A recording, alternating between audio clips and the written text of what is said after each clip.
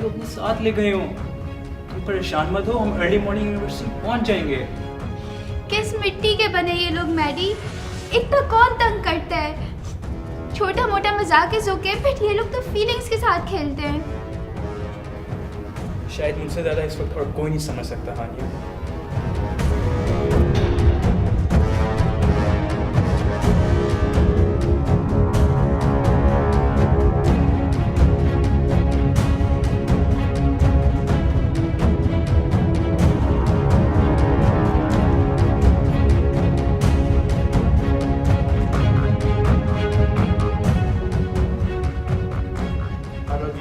अस्सलाम वालेकुम चाचा जी, मैं नाइल बात कर रहा हूँ। जी बेटा, इतनी रात के खैरियत है?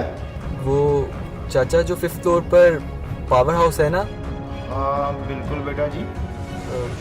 वहाँ एक लड़की एक्चुअली वहाँ एक लड़की लॉक्ड है। पता नहीं इस वक्त उसकी क्या हालत हो रही होगी। आप प्लीज़ उसे खोल दें और उसको हॉस्टल जाने दें। क्या हुआ चाचा? आपकी दोस्त 5th फ्लोर पे पावर रूम में बंद है। आओ मेरे साथ।